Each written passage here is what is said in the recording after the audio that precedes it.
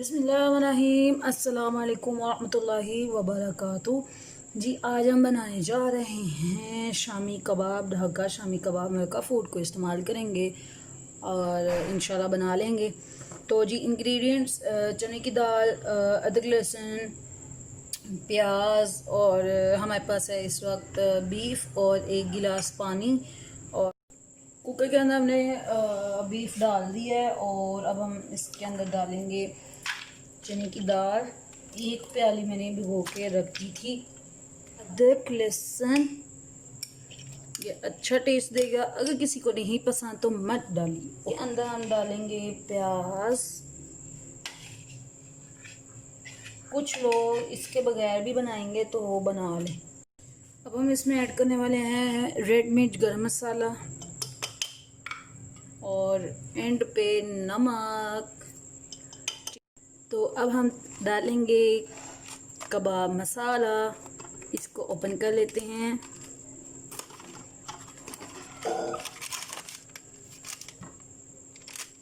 ये ऑप्शनल है, अगर आप डालना चाहते हैं तो डाल लीजिए, नहीं है तो टेंशन नहीं लेनी। बस सूखा धनिया और ज़ीरा पाउडर डाल देना। ओके, थोड़ा सा डाल देते हैं, हो गया।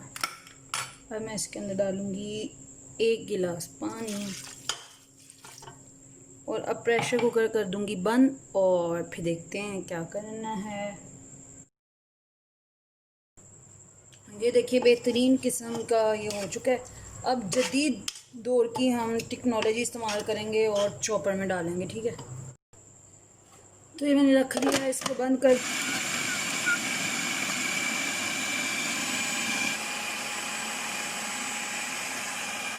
अल्हम्दुलिल्लाह काफ़ी अच्छा मिक्सचर रेडी हो चुका है। अगर आपके पास ये मशीन नहीं है तो परेशान नहीं होना, आपने जिसमें मसाला वगैरह बनाते हैं कूट कर उसमें आप कर लें, ठीक है।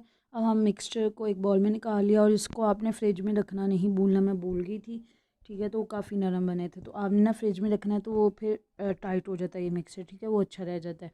तो इस तरह से आपने दबाना है ताकि जो अगर चिकन या बीफ जो भी खड़ा खड़ा होता है, यहाँ दाल खड़ी खड़ी होती है ना, वो बैठ जाती है। तो फिर इस तरह आपने शेप दे देनी है।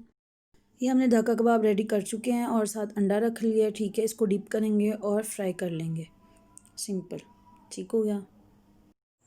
डिप करें, रख लें।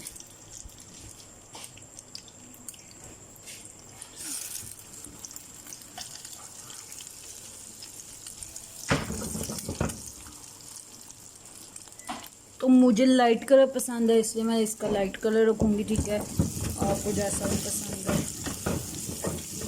वैसा कर लीजिएगा। अब इसको हम निकाल के प्रेजेंट करते हैं।